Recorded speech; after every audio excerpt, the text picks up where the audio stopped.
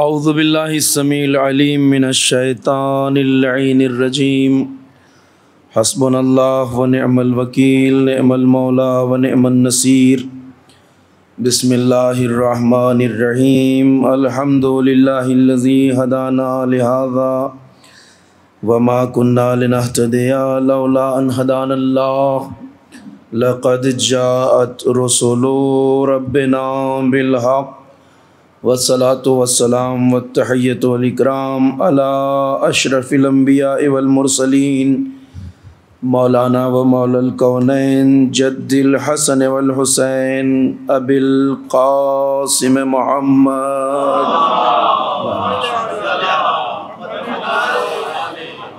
وعلى آلہ الطیبین الطاہرین المعصومین المظلومین الذین اذهب اللہ عنہم الرجس وطہرہم تطہیرا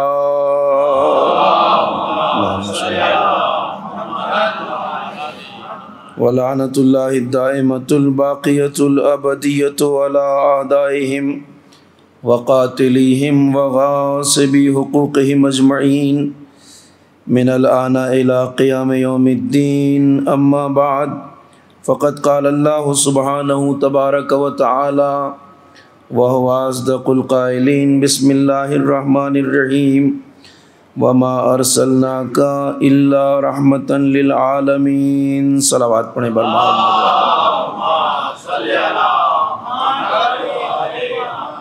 عزیزان محترم اور بزرگان گرامی قدر، آیہ کریمہ جس کی تلاوت کا شرف حاصل کیا ہے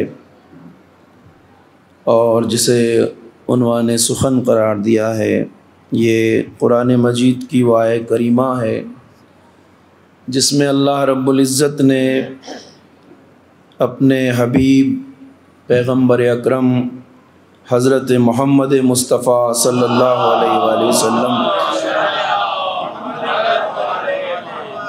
آپ کو خطاب فرماتے ہوئے ارشاد فرمایا کہ ہم نے آپ کو عالمین کے لیے رحمت بنا کے بھیجا ہے۔ وجود سرکار رسالت مآب رحمت ہے تمام عالمین کے لیے، کائناتوں کے لیے وہ وجود جو رحمت مجسم ہے، وہ وجود سرکار انبیاء حضرت محمد مصطفیٰ صلی اللہ علیہ وآلہ وسلم کا ہے۔ آپ کی رحمت، آپ کا رحمت ہونا عام ہے ساری کائنات کے لیے، یعنی عالم وجود میں جو کچھ بھی ہے، چاہے وہ انسان ہو، انسانوں میں بھی چاہے مومن ہوں چاہے کافر ہوں، ملائکہ عرش، فرشتے، آسمان و زمین میں موجودات جتنی بھی مخلوقات ہیں، سب کے لیے پیغمبر کا وجود وجود رحمت ہے، اور آپ عام رحمت ہیں ساری کائنات کے لیے۔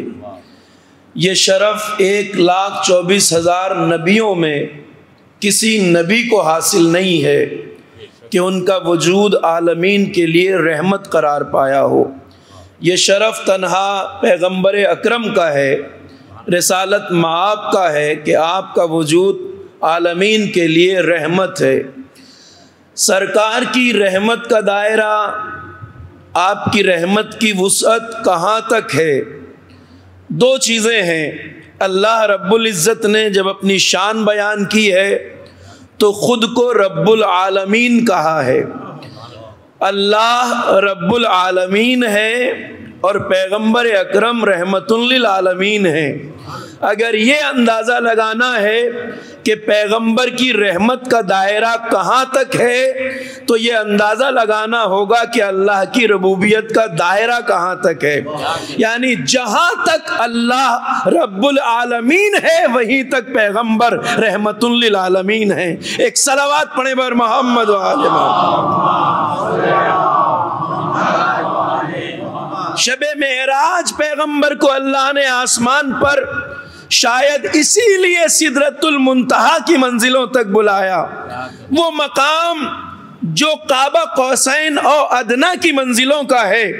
پیغمبر اکرم شب معراج عرش اولا پہ گئے، سدرۃ المنتہا یعنی عالم امکان کا وہ بالا ترین سرا، وہ بالا ترین جگہ جس کے اوپر کسی جگہ کا تصور نہیں، سدرۃ المنتہا۔ یہ جتنی بھی کائنات ہے، اس کائنات کی وسعت کے بارے میں جب ہم سنتے ہیں آج تو ہماری عقل گھبرا کر اپنے پرے پرواز کو سمیٹ لیتی ہے، مگر کائنات کی وسعتوں کا اندازہ لگانا عقل انسانی کے بس کی بات نہیں۔ آج آپ دیکھتے ہیں یہ جو ہماری آنکھ سے نظر آنے والے سیارے اور ستارے ہیں، جہاں تک انسان کی نگاہ پہنچتی ہے، ان کی دوریوں کے بارے میں بھی جب ہم سنتے ہیں تو عقل گھبرا اٹھتی ہے۔ یہ سیارے اور ستارے جہاں ٹیلیسکوپ کے ذریعے انسان کی نگاہ پہنچ پاتی ہے، بتایا جاتا ہے کہ صاحب ان سیاروں میں ایک دوسرے کے درمیان جو دوریاں ہیں، جو فاصلے ہیں، ان فاصلوں کو جب بیان کیا جاتا ہے تو کہتے ہیں صاحب ایک سیارے سے دوسرے سیارے کا فاصلہ مثلاً 1 نوری سال کا ہے یا 100 نوری سال کا ہے۔ ایسے سیارے اور پلانٹس ہیں جن کے بیچ کی دوری 100 نوری سال ہے یا 1000 نوری سال ہے۔ یہ معمولی فاصلے نہیں ہیں۔ 100 لائٹ ایئر کی دوری پہ جو سیارہ ہے وہ کتنی دوری پہ ہے، اس کا اندازہ جب عقل لگانے بیٹھتی ہے تو حیران رہ جاتی ہے۔ پھر ان سیاروں کے بارے میں سوچئے جن کا فاصلہ 1,00,000 نوری سال کا ہے یا 10 لاکھ نوری سال کا ہے یا 1 ارب نوری سال کا ہے۔ کتنی دوری ہے؟ نور کی سپیڈ وہ معلوم سپیڈ ہے جسے آج علم بشر جانتا ہے۔ دیکھیے صاحب اب اس لائٹ سپیڈ کا اندازہ آپ اس طرح لگائیے، نور کی رفتار کیا ہے؟ نور کی رفتار جو آج دنیا علم کو معلوم ہے وہ یہ ہے کہ نور یعنی لائٹ کی سپیڈ 1 سیکنڈ میں 1,86,000 میل ہے۔ نور 1 سیکنڈ میں 1,86,000 میل کا سفر طے کرتا ہے۔ تو ذرا اس لحاظ سے سوچئے جو نور 1 سیکنڈ میں 1,86,000 میل جاتا ہو تو وہ 1 منٹ میں کتنی دور جائے گا، پھر وہ 1 گھنٹے میں کتنی دور جائے گا، پھر وہ 24 گھنٹے میں کتنا سفر طے کرے گا، پھر وہ 1 سال میں کہاں پہنچے گا، پھر وہ 100 سال میں کتنی دور جائے گا۔ میں نے کہا نا جب کائنات کی دوری کے بارے میں عقل انسانی سوچنے بیٹھتی ہے تو عقل گھبرا کر اپنے پرے پرواز کو سمیٹ لیتی ہے، مگر کائنات کی وسعتوں کا اندازہ نہیں لگا پاتی۔ وہ سیارہ جو 1 ارب نوری سال کے فاصلے پر ہے، یعنی 1 ارب سال تک لائٹ نور چلتا رہے تب وہاں پہنچے گا۔ دوریاں کتنی ہیں؟ پیغمبر کہاں گئے؟ پیغمبر نہ سیارے پہ گئے، نہ کسی ستارے پہ گئے، نہ کسی پلانٹ پر گئے، نہ کسی دوسرے ملکی وے میں گئے۔ پیغمبر گئے سدرۃ المنتہا، کائنات کا آخری سرا جس کے آگے کچھ نہیں، وہاں پیغمبر گئے۔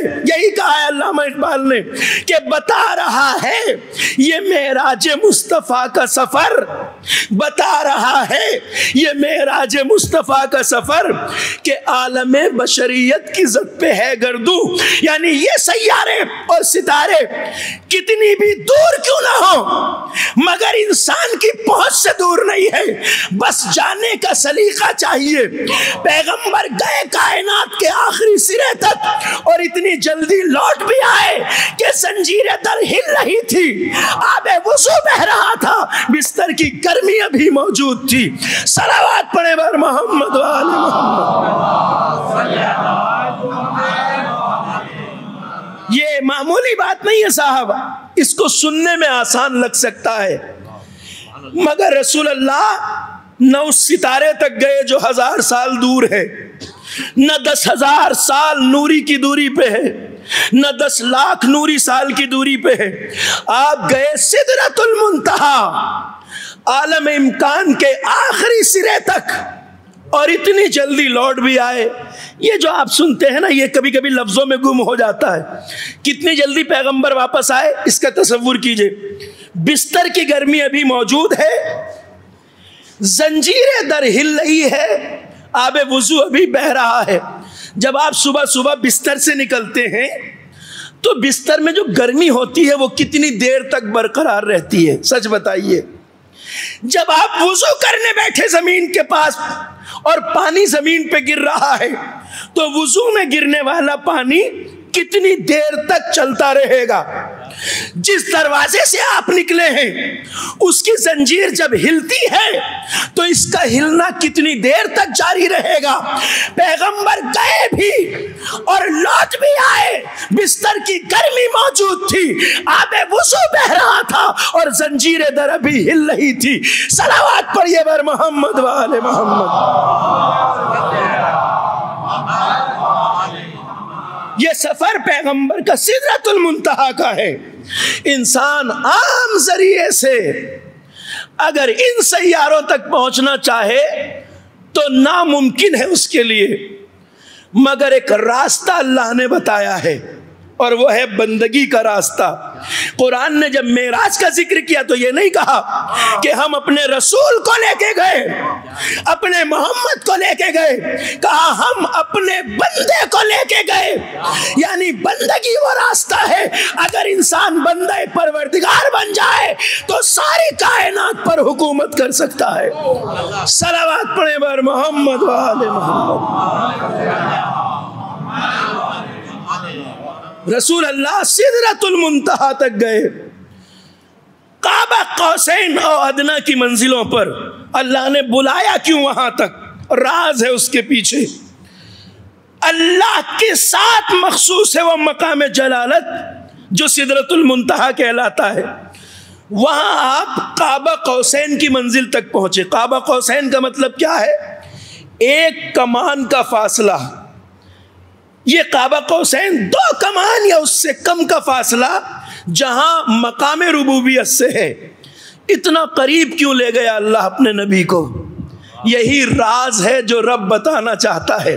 دیکھیے، جب کوئی لائٹ لگی ہو اور اس کے آپ دوسری شے کو جتنا قریب کرتے جائیں گے تو اس دوسری چیز کا سایہ بھی اتنا ہی پھیلتا جائے گا جتنا اس نور کا فاصلہ پھیل رہا ہے. یہ آپ سمجھ سکتے ہیں منطق. جو بلب لگا ہے اگر اس کے قریب آپ کوئی چیز لے کے جائیں تو اس کا سایہ بھی اتنی ہی دور تک پھیلے گا جتنی دور تک اس نور کی روشنی پھیل رہی ہے. اللہ اپنے حبیب کو اتنا قریب اس لیے لے گیا کہ جہاں تک میری ربوبیت کا دائرہ ہے وہاں تک محمد کی رحمت کا فاصلہ ہے. صلوات پڑھیے بر محمد و آل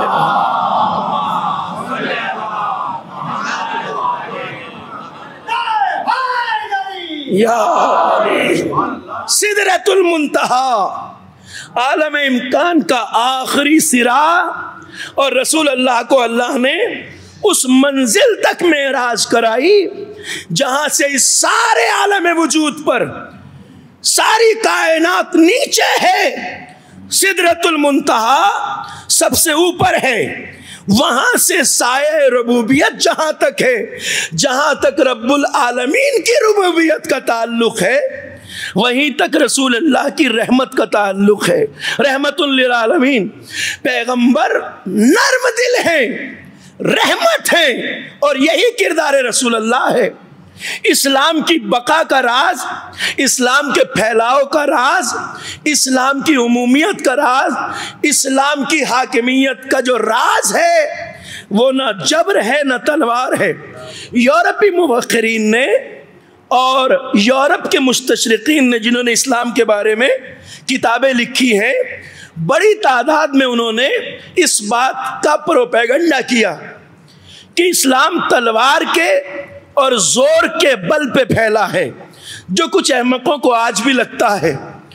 اور آج اس پروپیگنڈے کو اتنا عام کیا گیا دنیا میں کہ لوگ کہتے ہیں کہ صاحب اسلام تلوار کے بل پہ پھیلا ہے، طاقت کے بل پہ پھیلا ہے عموماً. مگر اس دور میں آ کر جو آپ یورپ میں دیکھیں گے، یورپ کے مورخین خود اس بات کا اقرار کر رہے ہیں کہ یہ غلط پروپیگنڈا جو ہمارے بزرگوں نے کیا، یورپ کے لکھنے والوں نے، محققین نے، یہ خود کلنک ہے یورپ کے قلمکاروں کے لیے، اس لیے کہ محمد مصطفیٰ کا کردار ایسا واضح شفاف آئینہ اور سورج کی طرح ہے جس پہ جتنے پردے ڈالے جائیں چہرے سیاہ ہوتے جائیں گے مگر سورج کی روشنی کو نہیں روکا جا سکتا۔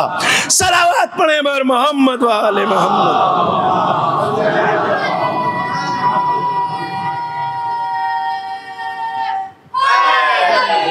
یا بڑے بڑے لکھنے والے اہل کرم مستشرقین آج اقرار کر رہے ہیں، اعتراف کر رہے ہیں کہ اسلام کے پھیلاؤ کی وجہ تلوار ہے نہ طاقت ہے، اسلام کے پھیلاؤ کی وجہ کردار محمد مصطفیٰ ہے، کردار اہل بیت محمد مصطفیٰ ہے۔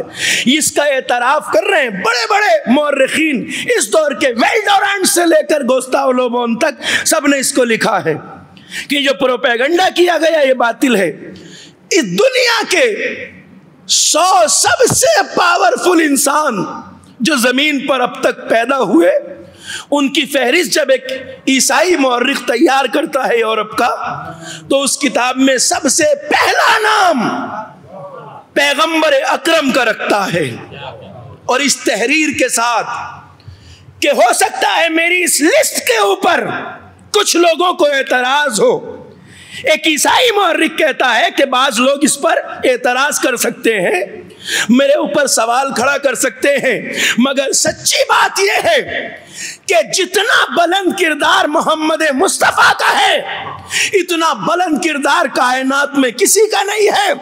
اکیلی ذات ہے جس نے تاریک معاشرے کو، جہالت کی وادیوں میں بھٹکتے ہوئے انسانوں کو ایسا تمدن عطا کیا جس نے پوری دنیا میں علمی انقلاب پیدا کر دیا۔ وہ ذات صرف محمد مصطفیٰ کی ذات ہے۔ صلوات پڑھیں بر محمد و آل محمد۔ ایک اور صلوات پڑھ لیجئے بر محمد و آل محمد۔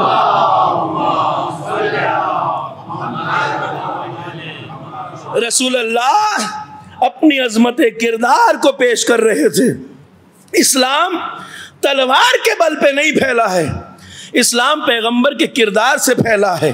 اس لیے کہ دیکھیں جتنی بھی تبلیغ اسلام رسول اللہ نے کی ہے اس تبلیغ میں کہیں بھی تلوار کی دخالت نہیں تھی۔ تلوار تو پیغمبر کے زمانے میں تب اٹھائی گئی جب لوگوں نے اسلامی تعلیمات کو مٹانے کی کوششیں کی، وگرنہ پیغمبر کی زندگی میں کہیں بھی ابتدائی جہاد نہیں ملتا۔ جہاد دو طرح کا ہوتا ہے، ایک ابتدائی ہوتا ہے جب آپ اپنی طرف سے جنگ کا آغاز کر رہے ہوں۔ پیغمبر کی زندگی میں کوئی جنگ ایسی نہیں ہے جس میں آپ نے جنگ کا آغاز کیا ہو، اور ایک جنگ ہوتی ہے دفاعی جو انسان اپنے ڈیفینس میں لڑتا ہے۔ پیغمبر اکرم کی جتنی جنگیں ہیں وہ سب ڈیفینس میں ہیں، دفاع میں ہیں، یعنی کفر جب اتنا جری ہو گیا کہ رسول اللہ کے مکہ چھوڑنے کے باوجود، وہ شہر چھوڑنے کے باوجود جس میں اتنی اذیتیں رسول اللہ کو کی گئی، مگر پیغمبر نے تلوار نہیں اٹھائی ان لوگوں کے خلاف۔ پیغمبر خاموشی سے وہ اس سے شہر چھوڑ آئے جس میں لوگ پیغمبر کے مقابلے پہ آ گئے، مسلمانوں کو اذیتیں پہنچائیں، مسلمانوں کے مال و اسباب لوٹے گئے۔ پیغمبر آ گئے مدینہ، جب کفر کی اتنی جرأت ہوئی کہ وہ مدینے تک اسلام کو مٹانے کے لیے آ گیا، تو تب پیغمبر اکرم نے کہا کہ اب خاموش بیٹھنا بزدلی ہے، ظلم کا مقابلہ کرنا بہادری اور شجاعت ہے۔ احد ہو یا بدر ہو یا صفین، جتنی بھی جنگیں ہیں اسلام کی وہ سب دفاعی ہیں، وگرنہ اسی مکہ میں رسول اللہ کا کردار یہ ہے جب آپ نے تبلیغ رسالت کا آغاز کیا تو اپنے کو رسول بتانے سے پہلے پیغمبر اتنا جامع کردار پیش کر چکے تھے اس شہر میں کہ اس شہر کے کفار قریش جو خود بدکار تھے، جو خود خیانت کار تھے، جو خود جھوٹ بولتے تھے، وہ بھی پیغمبر کو صادق اور امین کے لقب سے یاد کرتے تھے۔ ایک صلوات پڑھیں بر محمد وآلہ محمد۔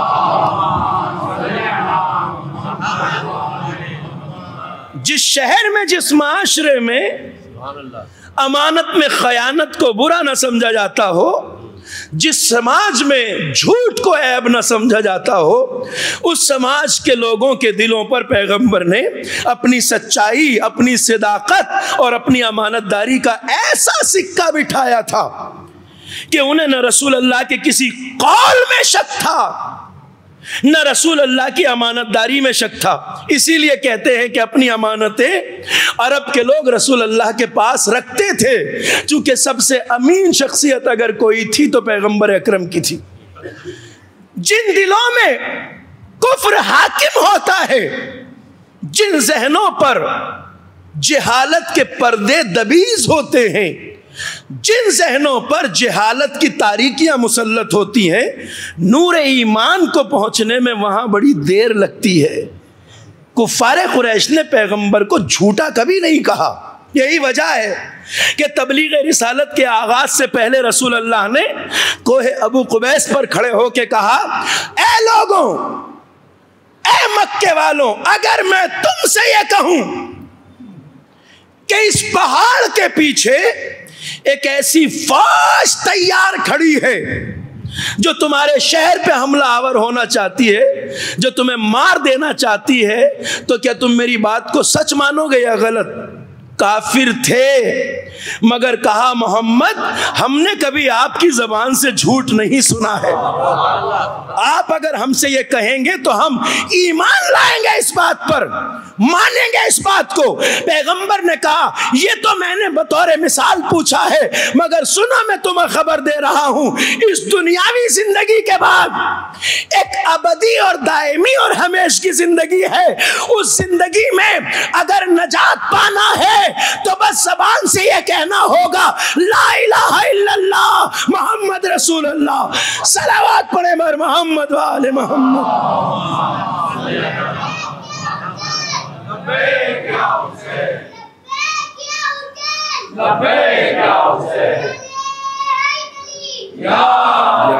سلامت رہیے، میں تمہارے لیے نجات کا تحفہ اور اعلان لے کے آیا ہوں۔ قولوا لا الہ الا اللہ تفلحوا۔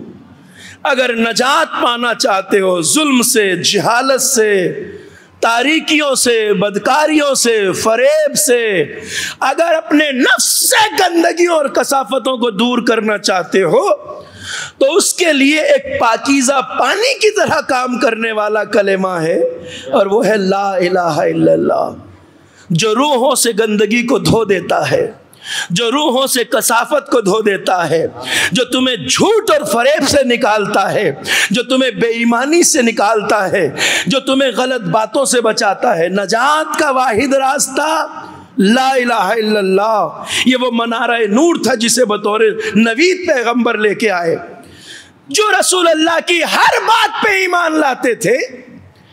اس نورانی کلمے کو ان کے دلوں تک پہنچنے میں یا تو بہت دیر لگی یا بہت سوں کے دلوں کی گہرائی تک کبھی یہ کلمہ پہنچا ہی نہیں۔ صرف لا الہ الا اللہ کہنا۔ آپ کہیں گے صاحب لا الہ الا اللہ تو سب کہتے ہیں، کہ نہیں صاحب، لا الہ الا اللہ کی حقیقت جس کے دل میں اتر جائے وہ نہ کبھی گناہ کرتا ہے، نہ فسق و فجور کرتا ہے، نہ برائیاں کرتا ہے، نہ اپنے نفس کو گناہوں سے آلودہ کرتا ہے۔ نجات آخرت کی ضمانت ہے اللہ کی توحید کا اقرار۔ کلمۃ لا الہ الا اللہ حصنی فمن دخل حصنی امن من عذابی۔ اللہ نے حدیث قدسی میں ارشاد فرمایا ہے، یہ وہی تو حدیث سلسلۃ الذہب ہے جسے امام رضا علیہ السلام نے نیشاپور میں مجمع عام کے سامنے سنایا تھا۔ اللہ ارشاد فرماتا ہے کلمہ لا الہ الا اللہ، صرف یہ کہنا لا الہ الا اللہ میرا مضبوط قلعہ ہے، جو اس قلعے میں داخل ہو جائے گا وہ میرے عذاب سے محفوظ ہو جائے گا۔ کلمہ لا الہ الا اللہ، صرف انسان زبان سے لا الہ الا اللہ پڑھ لے تو وہ اللہ کے اس مضبوط قلعے میں داخل ہو جاتا ہے جس کے اوپر پھر کبھی عذاب نہیں ہو سکتا، مگر کلمہ لا الہ الا اللہ پڑھنے والے تو بہت ہیں۔ اسی لیے امام کی سواری تھوڑا آگے بڑھی، ایک بار پھر محمل سے اپنے نورانی چہرے کو نکالا اور فرمایا لیکن بشرطہا و شروطہا، مگر اس کلمے کو پڑھنے کے لیے کچھ شرطیں ہیں، وَأَنَا مِن شُرُوطِهَا، اور ان شرطوں میں سے ایک میں ہوں، یعنی اگر اس کلمے کو کوئی پڑھے تو جب تک ہم آل محمد کی محبت کو دل میں جگہ نہ دے تب تک وہ آتش جہنم سے نہیں بچ سکتا۔ صلوات پڑھیں بر محمد و آل محمد۔ پیغمبر نے نجات کا راستہ دکھایا، اور اس تاریک ماحول میں ایک منارہ نور دکھایا انسانیت اور بشریت کی نجات کے لیے۔ مکے کی 13 سال کی زندگی پیغمبر کی ایسی زندگی ہے جہاں رسول اللہ نے ہر ظلم کو برداشت کیا، ہر زیادتی کو برداشت کیا۔ یہی جاہل کفار قریش جن سے ہونے والی جنگوں کے بارے میں کہتے ہیں کہ صاحب اسلام تلوار کے زور پہ پھیلا، تلوار اسلام نہیں لے کے آیا تھا میدان میں، تلواریں کفر لے کے آیا تھا۔ اسلام نے تو ان تلواروں کے وار سے دین کو بچایا ہے، یہاں کرداروں کا مقابلہ تلواروں سے رہا ہے۔ اسلام نے تلوار تب اٹھائی ہے جب دین کو بچانے کا مرحلہ تھا۔ 13 سال رسول اللہ نے مصیبتیں برداشت کی، اسی شہر میں اپنے کردار کے ذریعے اسلام کو پھیلایا۔ وہ جو وجہ تخلیق کائنات ہے، لولاک لما خلقت الافلاک، اگر آپ نہ ہوتے تو ہم کائنات کو خلق نہ کرتے۔ پیغمبر وجہ تخلیق کائنات، سید الانبیاء، سارے انبیاء کے سردار، نبی آخر، خاتم النبیین، اور اس شہر میں جو کفار سے بھرا ہوا ہے، اس شہر میں یہ رحمت مجسم وجود اس طرح سے اس شہر کی گلیوں میں چلتا ہے کہ کسی ضعیفہ کو دیکھتا ہے، اس سے اپنا بوجھ نہیں اٹھ رہا ہے، اس کی لکڑیوں کا بوجھ، اس کے پانی کی مشق پیغمبر اپنے دوش پہ رکھتے ہیں، بوجھ اٹھاتے ہیں، اور اس ضعیف عورت کے ساتھ اس کے گھر تک جاتے ہیں۔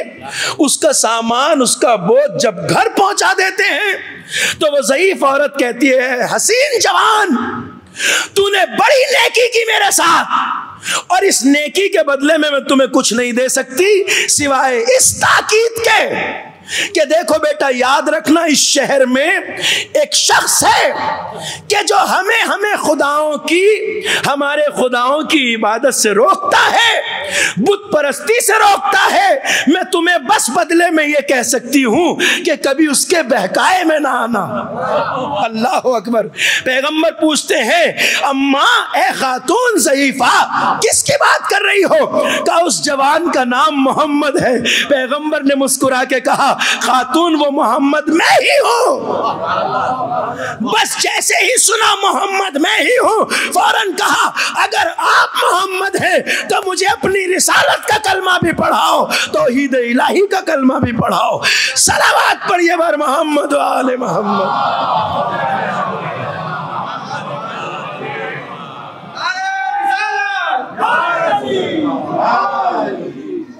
یہ رسول اللہ کی عظمت کردار ہے۔ پیغمبر نے مکے کے اس تاریک ماحول میں اگر ایمان کا اجالا پھیلایا ہے تو وہ اپنے کردار کی بل پر پھیلایا ہے۔ ایک عورت جو اتنی عداوت رکھتی ہے دل میں کہ ایک نوجوان جو اس کے لیے کام کر رہا ہے، اس کی مدد کر رہا ہے، اس کے ساتھ احسان کر رہا ہے، تو وہ احسان کے بدلے میں یہ کہتی ہے کہ میری بس اتنی تاکید ہے کہ محمد کے بہکائے میں مت آنا۔ اور پیغمبر مسکرا کے کہتے ہیں، وہ محمد میں ہی ہوں۔ کہتی اگر تم محمد ہو تو مجھے اپنے دین کا کلمہ پڑھاؤ۔ یہ ہے اسلام کی اصل روح، یہ ہے وہ روح اسلام کہ جس نے دلوں میں اسلام کو راسخ کر دیا۔ رسول اللہ رحمت مجسم ہے، اور یہی شہر جہاں اتنی اذیتیں رسول اللہ کو پہنچائی گئیں کہ پیغمبر کے اوپر کوئی کوڑا ڈالتا ہے، کوئی حالت نماز میں رسول اللہ کی پشت پر اونٹ کی اوجھڑیاں رکھ دیتا ہے؟ جس شہر میں جاہل مشرک اپنے خبیث بچوں کو رسول اللہ کے پیچھے لگاتے ہیں کہ محمد جدھر جائیں ان کو پتھر مارنا، اس شہر میں رسول اللہ انہیں ہدایت کی روشنی کی طرف لے جا رہے ہیں۔ پیغمبر کے دل میں کسی کی طرف سے میل تھا، نہ شکوہ تھا، نہ مصائب اور آلام پہ کبھی پیغمبر کی جبین پہ شکن آئی ہے۔ روایتیں لکھتی ہیں کہ کبھی کبھی رسول اللہ اتنی زخمی حالت میں گھر میں داخل ہوتے تھے کہ آپ کے بدن سے خون بہہ رہا ہوتا تھا۔ آپ کی لاڈلی بیٹی فاطمہ زہرا بدن سے خون صاف کرتی جاتی تھی اور آنسو بہاتی جاتی تھی۔ ما اوذیا نبی قط کما اوذیت، رسول اللہ نے فرمایا 1,24,000 انبیاء میں کسی نبی کو اتنا نہیں ستایا گیا جتنا مجھے ستایا گیا۔ انسانوں کی ہدایت کی راہ میں جتنی مصیبتیں پیغمبر اکرم نے برداشت کی ہیں اتنی کسی پیغمبر خدا نے برداشت نہیں کی۔ اس بات پر ہمارا ایمان ہونا چاہیے، اور ہے، اس لیے کہ پیغمبر کی زبان کی صداقت پہ تو کافروں کو بھی شک نہیں ہے، تو مومن کیسے شک کر سکتا ہے؟ پیغمبر نے کہا کہ جتنا مجھے ستایا گیا، تبلیغ دین کی راہ میں جتنی اذیتیں رسول اللہ نے برداشت کی، ان اذیتوں کا اندازہ لگانا آسان بات نہیں ہے۔ ایسے ایسے بھی انبیاء الہی گزرے ہیں جن کو اتنے پتھر مارے جاتے تھے کہ وہ پتھروں کے نیچے دب جاتے تھے۔ حضرت نوح علیہ السلام جبریل آ کے پتھروں کو ہٹاتے تھے، بدن سے رستے ہوئے خون پر اپنے پروں کو پھیرتے تھے، بدن دوبارہ سالم ہو جاتا تھا۔ حضرت زکریا درخت کے اندر، کھوکھلے درخت کے تنے میں چھپ گئے اور اس درخت کو 2 نیم کر دیا گیا، آپ کے بدن کو 2 حصوں میں کاٹ دیا گیا۔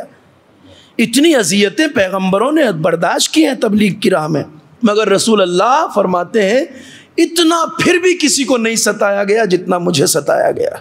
ان اذیتوں کا اندازہ کوئی عام انسان نہیں لگا سکتا۔ اسلام پیغمبر کے کردار سے پھیلا ہے اور آل پیغمبر کے کردار سے پھیلا ہے۔ اگر یہ پاکیزہ کردار نہ ہوتے تو اسلام کا کوئی وجود نہ ہوتا۔ قرآن نے اسی بات کی طرف اشارہ کیا ہے۔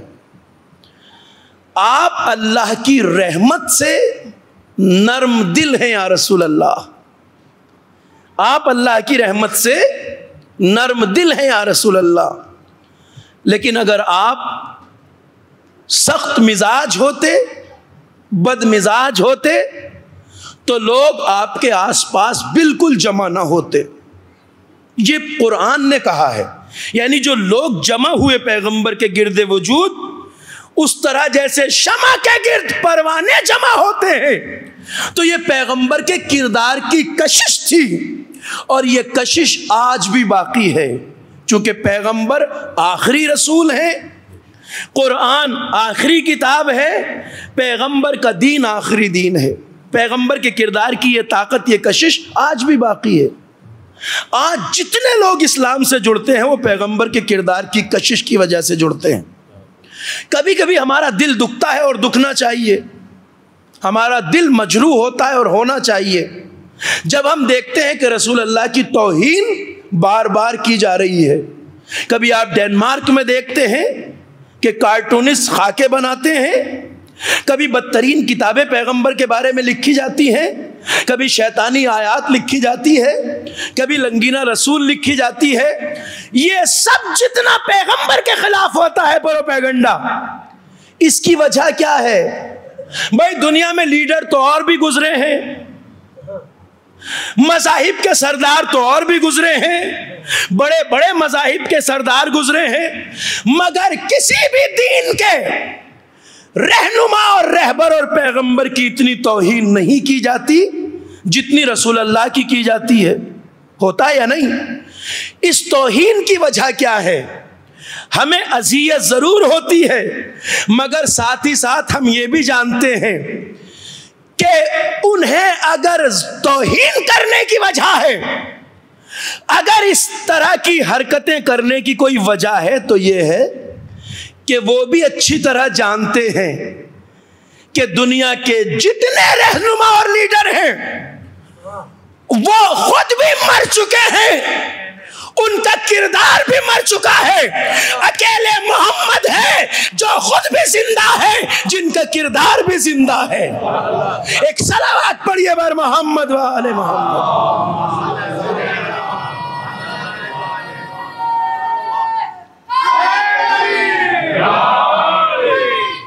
یا رسول اللہ، یا رسول اللہ، اس مضبوط کردار کا نام ہے پیغمبر اکرم کی ذات، جن کی نہ رحمت کا سلسلہ منقطع ہوا، جن کے نہ اخلاق عظیم کا سلسلہ منقطع ہوا، جن کے نہ کردار کی طاقت کم ہوئی ہے۔ آج بھی محمد مصطفیٰ کے کردار کی طاقت کروڑوں لوگوں کو حلقہ بگوش اسلام کرتی ہے ہر روز۔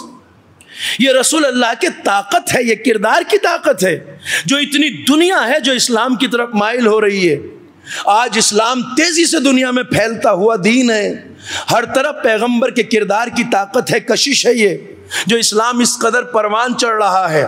ہمیں اذیت ہوتی ہے ان حرکتوں سے، ہمیں ایسے کاموں سے جب ہم دیکھتے ہیں دنیا والوں کی یہ حرکتیں، ہمیں دکھ پہنچتا ہے، تکلیف پہنچتی ہے، درد ہوتا ہے، مگر ہم مایوس نہیں ہوتے، اس لیے کہ ہم جانتے ہیں کہ ہر شر کے اندر سے اللہ ایک خیر کا پہلو نکالتا ہے۔ آپ ڈینمارک کا واقعہ دیکھ لیجئے یا 9/11 کا واقعہ دیکھ لیجئے۔ اب آپ ان رپورٹوں کو اگر پڑھیں اس زمانے کی، تو لکھا ہے کہ پیغمبر اکرم کی توہین اور قرآن کو جلانے کے واقعے کے بعد یورپ میں پیغمبر اکرم کے کردار کے بارے میں، بیوگرافی کے بارے میں چھپنے والی کتابوں کی اتنی ڈیمانڈ بڑھ گئی کہ پبلشرز کے پاس اسٹاک ختم ہو گئے، اس لیے کہ ہر آدمی یہ کہہ رہا تھا کہ یہ کس ذات کی توہین کی گئی ہے کہ کروڑوں انسان جس کی محبت میں سڑکوں پہ نکل آئے ہیں اور لبیک یا رسول اللہ کہتے ہوئے اپنی جان فدا کرنے کا دعویٰ کر رہے ہیں۔ یا رسول اللہ، یہ ہے پیغمبر کے کردار کی طاقت۔ اور انہوں نے قرآن اتنے زیادہ یورپ میں بکے ہیں، ان واقعات کے بعد لوگ قرآن پڑھ رہے ہیں، سیرت پیغمبر کو پڑھ رہے ہیں، اور انہیں وہ اپنا گمشدہ ہدایت کا منارہ واضح نظر آ رہا ہے جو ان کی نظروں سے اوجھل کر دیا گیا تھا۔ آج یورپ پریشان ہے کہ جس اسلام کے خلاف اتنے پروپیگنڈے کیے گئے، آج یورپ میں تیزی کے ساتھ اسلام پھیل رہا ہے، اس لیے کہ جس چیز کو ان کی نظروں سے اوجھل رکھا گیا آج ان کی نظروں کے سامنے آ رہا ہے۔ انہیں مادیت میں اس طرح غرق کر دیا۔ روح انسان مادی چیزوں سے کبھی نہیں بہلتی، انسان کی روح روحانیت چاہتی ہے، اور وہ پاکیزگی نفس جو اسلام دیتا ہے، جو قوی پیغام زندگی اسلام دیتا ہے، جو روح کو اصل امن اسلام دیتا ہے، وہ کسی اور کے پاس نہیں ہے۔ قرآن کا کھلا اعلان ہے، الا بذکر اللہ تطمئن القلوب۔ ہمارے دل جو ہمارے سینوں میں ہیں، اس دل کو راحت چاہیے، سکون، اور سکون صرف ایک چیز میں ہے۔ قرآن نے کہا دلوں کا سکون بس اللہ کی یاد میں ہے، ذکر الہی میں۔ اب ذکر الہی کا مطلب یہ نہیں کہ آدمی بس تسبیح لے کے بیٹھ جائے، صبح سے شام تک اللہ اللہ کرتا رہے۔ ذکر الہی کا مطلب ہے انسان اپنی زندگی کے ہر قدم پر اللہ کو یاد رکھے، حرام سے بچے، واجب کو انجام دے، مکروہات سے بچنے کی کوشش کرے، اور مستحبات کو انجام دے، یعنی اللہ کو یاد رکھے۔ جو کرنے جا رہا ہے ایک بار ٹھہر کے یہ سوچ لے، جو میں کرنے جا رہا ہوں اسے میرا رب پسند کرتا ہے یا ناپسند کرتا ہے۔ یہ ہے ذکر الہی۔ اور جب انسان اللہ کی مرضی کے مطابق قدم اٹھائے گا، یہی دلوں کو سکون بخشتا ہے۔ آج کا انسان بہت ڈوب چکا مادیت کے اندر، آج کا انسان بہت غرق ہو چکا مادیت کے اندر، مگر اسے آرام اور سکون نہیں ملتا۔ بے پناہ دولتیں ہیں، ماڈرن زمانے کے آرام کی ساری چیزیں ہیں، بیڈ روم آباد ہیں، بہترین قسم کے گدے ہیں، بہترین قسم کے بیڈ ہیں، مگر چین کی نیند میسر نہیں ہے۔ یہ انسان اپنی راتوں کا زیادہ حصہ جاتا ہے ڈسکو میں گزارتا ہے، کلب میں گزارتا ہے، مگر ظاہر سی بات ہے 2 پل سکون سے سونا چاہتا ہے، دل کو آرام نہیں ملتا۔ اور یہ اس حقیقت کو بتاتا ہے کہ کہیں بھی انسان مادیت میں غرق ہو جائے، اگر دل کا سکون چاہیے تو وہ صرف اللہ کے ذکر میں ہے اور رب کے دین سے جڑنے میں ہے۔ اور آج انسانیت اس کی قدر و قیمت کو سمجھ رہی ہے۔ یورپ، وہاں جہاں عیاشیوں کے اڈے کھلے ہوئے ہیں، جہاں فسق و فجور کے بازار گرم ہیں، آج تیزی کے ساتھ اسلامی معارف کو حاصل کر رہے ہیں، پاکیزگی نفس کی تلاش میں آ رہے ہیں۔ وہ رسول اللہ کا کردار زندہ جاوید ہے۔ دیکھیے، دنیا کے یہ اتنے توہین کرنے والے لوگ کسی اور رہنما کی توہین کیوں نہیں کرتے؟ اس لیے کہ جانتے ہیں کہ مردے کو نہیں مارا جاتا، حملہ اس پہ کیا جاتا ہے جس کا کردار زندہ ہو۔ پیغمبر کا کردار آج بھی کشش رکھتا ہے، کروڑوں انسان کو راہ ہدایت دکھاتا ہے۔ یہ پیغمبر کے کردار کی طاقت ہے۔ حکیم ابو علی سینا کا نام آپ نے سنا ہوگا، دنیا علم کا عظیم ستارہ ہے ابو علی سینا، جن کی طب اور میڈیکل سائنس سے متعلق کتابیں آج بھی یورپ کی یونیورسٹیز میں پڑھائی جاتی ہیں۔ نابغہ روزگار ہیں حکیم ابو علی سینا، بڑا نامور شخصیت ہے۔ اتنا بے پناہ علم، اتنی خصوصیتیں، اتنی فوق العادہ فوق الفطرت ان کے اندر چیزیں تھیں کہ جس کو دیکھتے ہوئے ایک دن ایک شاگرد نے ان کے کہا، حکیم کے ایک شاگرد نے کہا جو اکثر ساتھ رہتا تھا، استاد آپ کے پاس اتنا علم ہے، اتنی معرفت ہے، اتنا کمال ہے، آپ کے پاس اتنی اہم خصوصیات ہیں، میں یہ آپ سے کہنا چاہتا ہوں کہ آپ نبوت کا دعویٰ کر دیجئے۔ مجھے یقین ہے کہ اگر آپ دعویٰ نبوت کریں گے تو لوگ آپ کی نبوت پر ایمان لے آئیں گے۔ روایت میں ذکر ہے کہ حکیم ابو علی سینا نے اس شاگرد کو اس وقت تو کوئی جواب نہیں دیا۔ کچھ دن گزرے، ایک دن یہ شاگرد ان کے ساتھ سفر میں تھا، اور سفر تھا کسی ایسے علاقے کا جہاں برف باری ہوتی تھی، پہاڑوں کے درمیان برف بھری رات۔ ایک جگہ انہوں نے قیام کیا، شاید کوئی غار ہے یا پہاڑ میں بنا ہوا کوئی ٹھکانہ، وہاں یہ رات گزارتے ہیں، دونوں شاگرد ساتھ ہے۔ کڑاکے کی سردی ہے، برف پڑی ہوئی ہے، شدید ٹھنڈ ہے، برف جمی ہوئی ہے ہر طرف۔ صبح کا وقت ہوتا ہے، استاد اس شاگرد کو شانہ ہلا کے کہتے ہیں، اٹھو، مجھے شدید پیاس لگی ہے، میرے لیے باہر سے پانی لے کے آؤ۔ اب ایسے کڑاکے کی ٹھنڈ، ایسی سردی، شاگرد اپنے لحاف میں لپٹا پڑا ہے، کہہ رہا استاد اس وقت مجھ میں ہمت نہیں ہے میں لحاف چھوڑ کے جاؤں، میرے بس کی بات نہیں ہے، کچھ دیر صبر کیجئے، سورج نکل آئے گا تو میں پانی لا کے پلا دوں گا، اس وقت میرے اندر ہمت نہیں ہے، ایسے کڑاکے کی ٹھنڈ میں اٹھنا میرے بس کی بات نہیں ہے۔ یکایک کچھ دیر کے بعد کیا ہوتا ہے کہ مؤذن کی آواز بلند ہوتی ہے، اللہ اکبر، اشہد ان لا الہ الا اللہ۔ جب وہ کہتا ہے اشہد ان محمد رسول اللہ، ابو علی سینا اپنے اس شاگرد سے کہتے ہیں، یہ آواز سن رہے ہو؟ میرے کردار میں اتنی طاقت بھی نہیں ہے کہ تو میرا شاگرد جو دن رات ساتھ رہتا ہے وہ میری خاطر اپنا بستر چھوڑ سکے، اور دیکھ 1400 سال بعد بھی یہ محمد کے کردار کی طاقت ہے کہ ایک آدمی بستر چھوڑتا ہے، اتنے شدید ٹھنڈ میں وضو کرتا ہے، گلدستہ اذان پہ آ کے کہتا ہے اشہد ان لا الہ الا اللہ، اشہد ان محمد رسول اللہ۔ صلوات پڑھے بر محمد و آل محمد۔ نعرہ تکبیر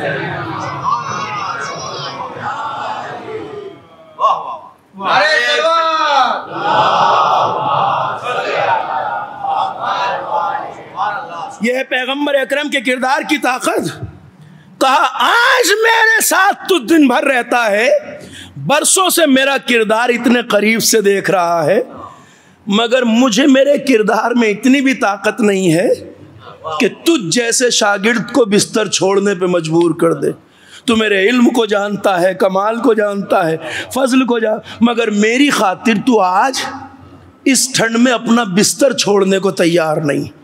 اور محمد مصطفیٰ کی ایک دعوت پر 1400 سال گزر جانے کے باوجود بھی اتنے انسان صبح کے وقت اپنا بستر چھوڑتے ہیں, ٹھنڈے پانی سے وضو کرتے ہیں اور گلدستہ اذان پہ آ کر اللہ کی توحید کا اعلان کرتے ہیں, محمد کی رسالت کا اعلان کرتے ہیں. ایک کمال کردار پیغمبر اکرم کا ہے, یہ شان پیغمبر اکرم کی ہے. یہ وہ چیز ہے جس کی مثال کائنات میں کہیں نہیں ملتی, اس لیے کہ پیغمبر کا کردار جاری و ساری ہے. رسول اللہ نے اس ساری کائنات بشریت کو نجات کا جو راستہ دکھایا ہے. دیکھیے پیغمبر اکرم نے ڈوبی ہوئی جہالت میں اور گھٹا ٹوپ انسانیت جو انتہائی ضلالت اور گمراہی کا شکار تھی, ایک ایسی قوم جو قبیلوں میں بٹی ہوئی تھی, اس سماج میں جہاں کے لوگ برس ہا برس تک اپنی دشمنی کو نہیں بھولتے تھے, جہاں کئی سال تک خون خرابے کا سلسلہ جاری رہتا تھا, اس ماحول میں پیغمبر اکرم نے ایک ایسا سماج پیدا کر دیا کہ جہاں دل ایک دوسرے سے جڑ گئے, جہاں انسانیت کامیابی اور ترقی کے راستے پہ گامزن ہو گئی, جہاں علم کا دور دورہ تھا, مگر اس کے لیے رسول اللہ کو جو اذیتیں برداشت کرنا پڑیں وہ اذیتیں بھی اپنی جگہ ہیں. پیغمبر اکرم نے وہ اذیتیں واللہ برداشت کی ہیں جن کی گہرائی کا اندازہ نہ نوح کی مصیبتوں سے کیا جا سکتا ہے, نہ ابراہیم کی مصیبتوں سے کیا جا سکتا ہے, نہ زکریا کے مصائب سے کیا جا سکتا ہے. پیغمبر نے خون دل پیا ہے اس امت کے لیے. وہ جو نجات کا راستہ دکھانے آئی تھی وہ ذات, اسی پیغمبر کی بزم میں بیٹھنے والے کچھ سیاہ دلوں نے پیغمبر کی زندگی کا چراغ بجھانے کی کوششیں کی. آسان نہیں ہے, اس لیے کہ منافقوں کا ایک ٹولہ تھا جو پیغمبر کے مشن کو ناکام بنانا چاہتا تھا.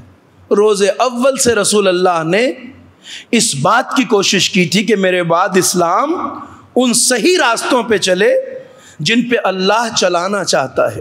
آپ دیکھیے نا بھائی, رسول اللہ نے سب سے پہلے جو دعوت ذوالعشیرہ کی ہے, اس دعوت ذوالعشیرہ میں اسلام کے نظام کو معین کر دیا پیغمبر نے.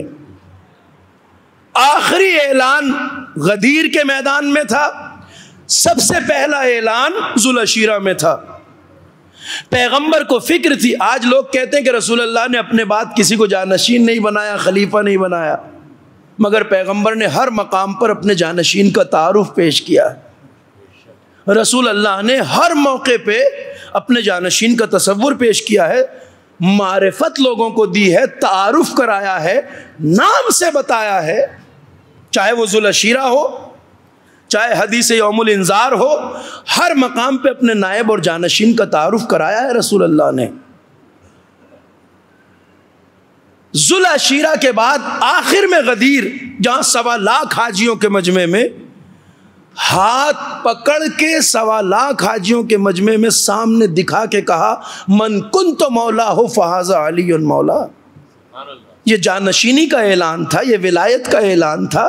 یہ جو کہتے ہیں کہ صاحب مولا کے معنی دوست ہیں, ساتھی کے ہیں, لغت میں یہ معنی ہے, وہ معنی ہے, وہ معنی ہے, یہ سب اس لیے ہے کہ سارے معنی مانیں گے, بس وہی نہیں مانیں گے جو رسول اللہ منوانا چاہتے تھے. ایک صلوات پڑھے بر محمد و آل محمد.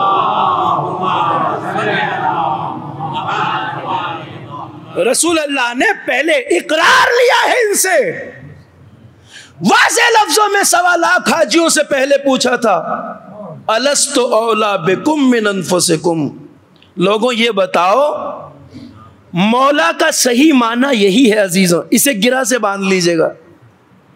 مولا کا معنی یہ نہیں کہ انسان مولا کے نام پہ بس گھومنا اور جھومنا شروع کر دے. مولا کا اصلی معنی یہ ہے جو رسول اللہ نے پوچھا تھا. ایک سوال کیا تھا حاجیوں سے اعلان غدیر سے جسٹ پہلے. کہا تھا الست اولا بکم من انفسکم، لوگوں کیا تمہارے نفسوں پر میرا حق، میرا اختیار تم سے زیادہ ہے یا نہیں؟ اس کو بہت ضروری ہے سمجھنا اور سمجھانا ہمارے بیچ. مولا کے معنی یہی پیغمبر نے واضح کر دیے تھے کہ مولا کہتے کسے. اچھا 1.25 لاکھ حاجیوں نے بھی ہاتھ اٹھا کے کہا بلا یا رسول اللہ. انہوں نے جواب کیوں دیا؟ اس لیے کہ قرآن انہیں پہلے یہ بات بتا چکا تھا، النبی اولا بکم من انفسکم. مسلمانوں، رسول اللہ کا حق تمہارے نفسوں پہ تم سے زیادہ ہے. اب یہ کبھی کبھی جب ہم ترجمہ کرتے ہیں اس کا تو گنجلک ہو جاتا ہے. نفسوں پر اختیار کا کیا مطلب ہے؟ در واقع رسول اللہ پوچھ کے آ رہے تھے یہ جو نفس انسانی ہے، نفس یعنی روح اور جسم کا مجموعہ، اس کے اندر جو کچھ بھی ہے اس کے اوپر رسول اللہ پوچھ رہے تھے میرا اختیار تم سے زیادہ ہے یا نہیں؟ یہی مولا کے معنی ہے. مطلب کیا ہے؟ جو مولا رسول کو مانتا ہے یا اہل بیت کو مانتا ہے، مولا علی کو، تو مولا کا حق ہمارے اوپر کیا ہے؟ یہ ہے ہمارے جسم اور روح میں جو کچھ ہے اس کے اوپر پہلے ان کا آرڈر چلے گا، بعد میں ہماری مرضی چلے گی. یہ ہے مولا کا معنی. مطلب کیا ہے؟ اگر ولایت کے دائرے میں ہو تو کبھی بھی یہ نہیں کہہ سکتے کہ آنکھ میری ہے جو چاہے دیکھوں. کبھی بھی یہ نہیں کہہ سکتے کہ کان میرے ہیں جو چاہے سنوں. کبھی بھی یہ نہیں کہہ سکتے زبان میری ہے جو چاہے بولوں. کبھی بھی یہ نہیں کہتے ہاتھ میرا ہے جیسے چاہے استعمال کروں. نہیں، زبان وہی بول سکتی ہے جسے مولا بولنا جائز قرار دے. آنکھ وہی دیکھ سکتی ہے جسے دیکھنے کی وہ اجازت دیں. کان وہی سن سکتے ہیں جسے سننا وہ جائز قرار دیں. ہاتھ وہی اٹھا سکتے ہو جہاں اٹھانا وہ جائز قرار دیں. اپنے نفس میں جو خواہشات پیدا ہوتی ہیں اسے ہر جگہ پورا نہیں کر سکتے، اسی روش سے پورا کر سکتے ہو جو انہوں نے جائز قرار دی ہو. یہ ہے نفس انسانی پر ان کی حاکمیت. جو پوچھا من کنت مولا ہو فہذا علی مولا، یہ وہ حاکمیت ہے جو انسان کے پورے وجود پر ہے. لوگ کہتے ہیں کہ صاحب غدیر میں لوگ سمجھ نہیں پائے کہ رسول اللہ نے یہ جو کہا من کنت مولا ہو فہذا علی مولا، اس کے معنی حاکم کے ہیں. ہم کیسے مان لیں کہ جس بات کو ذوالعشیرہ کے کافر سمجھ گئے ہوں اسے غدیر کے مسلمان نہ سمجھے ہوں؟ صاحب ہو ہی نہیں سکتا. ذوالعشیرہ میں سارے کافر سمجھ گئے تھے کہ رسول اللہ علی کے بارے میں کیا کہہ رہے ہیں، تو ذوالعشیرہ میں تو سارے کافر تھے اور غدیر میں سارے مسلمان تھے. تو کافر تو پیغمبر کی بات سمجھ جائیں اور مسلمان نہ سمجھیں، ایسا نہیں ہو سکتا. بھائی پیغمبر نے کہا تھا نا 3 دن دعوت کی، اس کے بعد جب پیغمبر نے اعلان کیا سنو میں اللہ کا رسول ہوں، تمہاری طرف توحید کا پیغام لے کے آیا ہوں، جو اس سلسلے میں سب سے پہلے میری مدد کا وعدہ کرے گا وہ میرا بھائی، میرا وصی، میرا وزیر، میرا جانشین، میرا خلیفہ ہوگا. فاسمعوا لہ واطیعوا. علی نے جب اطاعت کا اور ساتھ دینے کا وعدہ کیا، پیغمبر نے ہاتھ پکڑ کے کھڑا کیا، کہا یہ میرا بھائی ہے، میرا وصی ہے، میرا وزیر ہے، میرا جانشین ہے، میرا خلیفہ ہے. آج سے علی کا حکم سننا اور علی کی بات ماننا. فاسمعوا لہ واطیعوا. پیغمبر نے جو کافروں کے بیچ کہا اسے سب سمجھ گئے. سمجھنے کی دلیل کیا ہے؟ آپ یاد کیجئے، یہ جو دعوت کھا کھا کے نکل رہے تھے یہ سب ایک شخصیت کو چھیڑنے کے انداز میں تانا دیتے ہوئے نکل رہے تھے. کسے؟ حضرت ابو طالب کو. کیا کہہ رہے تھے؟ ابو طالب لو مبارک ہو، تمہارے بھتیجے نے تمہارے بیٹے کو تمہارا حاکم بنا دیا. لفظوں پہ غور کیجئے گا. پیغمبر نے جو کہا تھا اس کا مطلب یہ تو سمجھ گئے کہ رسول حاکم بنا رہے ہیں. مسلمان آج تک نہیں سمجھا کہ یہ علی کی حاکمیت کا اعلان تھا, دوستی کا اعلان نہیں تھا. صلوات پڑھیں بر محمد و آل محمد. کیا کہا؟ ابو طالب مبارک ہو, تمہارے بھتیجے نے تمہارے بیٹے کو تمہارا کیا بنا دیا؟ حاکم. کافر سمجھ گئے کہ حاکم بنایا ہے. مسلمان کہتے ہیں کہ صاحب دوستی کا اعلان ہے. تعجب ہے ان مسلمانوں کی عقلوں پر. اچھا ایک سوال اور رہ جاتا ہے یہاں. آج پیغمبر کی شب وفات ہے تو اس شخصیت کا ذکر بھی ہو جائے کہ جس نے پیغمبر پر بے پناہ احسانات کیے ہیں. ایک سوال ہے صاحب آپ سے, کبھی آپ بھی سوچئے گا اس بارے میں کہ یہ جو دعوت کھا کے نکل رہے تھے سب خاندان والے تھے نا, ان خاندان والوں میں بہت سارے چچا تھے, رشتہ دار تھے سب. ان سب نے نکلتے ہوئے صرف یہ تانا ابو طالب کو کیوں دیا کہ تمہارا حاکم بنا دیا؟ کسی اور چچا کو بھی کہہ سکتے تھے, کسی اور کو بھی تانا دے سکتے تھے, کسی اور کو بھی چھیڑ سکتے تھے, مگر صرف ابو طالب سے کیوں کہا؟ تمہارے بھتیجے نے تمہارے بیٹے کو تمہارا حاکم یعنی مولا بنا دیا. ابو طالب سے کیوں کہا؟ اس لیے کہ کافر بھی تھے مگر جانتے تھے علی مولا ہے قیامت تک, مگر اس کے جو مومن ہو. ابو طالب کو تانا دیا ہی اس لیے گیا کہ ان سب کو پتا تھا ہمارے بیچ اگر آج کوئی مومن ہے تو وہ بس ابو طالب ہے. صلوات پڑھیں بر محمد و آل محمد. لبیک یا حسین, لبیک یا حسین. یہ حضرت ابو طالب کو تانا دیا صرف اس لیے کہ کافر ہیں مگر انہیں پتا ہے کہ علی مولا ضرور ہیں, حاکم ضرور ہیں علی, مگر کس کے؟ اس کے جو صاحب ایمان ہو. اور انہیں پتا تھا ہمارے بیچ اگر کوئی مومن ہے تو بس ابو طالب کا تمہارا حاکم بنا دیا. یہ تانا ابو لہب کو نہیں دیا, دیگر رشتہ داروں کو نہیں دیا, اس لیے کہ صرف ابو طالب ہے جو یہاں مومن ہے. رسول اللہ جس مشن کو ذوالعشیرہ سے لے کے چلے تھے اسی مشن کو روکنے کے لیے, اسی ولایت کے راستے کو روکنے کے لیے دشمنوں نے بھی, منافقوں نے بھی شروع سے منصوبہ بندی کر رکھی تھی.